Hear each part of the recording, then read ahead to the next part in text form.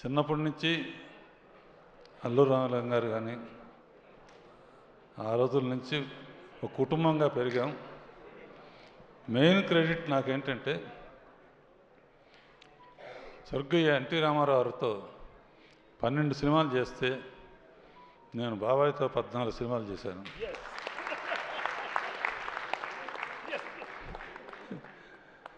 ఇప్పుడు ఏంటంటే జగదేక వీరుడు ఆయనే, అతిలోక సుందరి ఆయనే.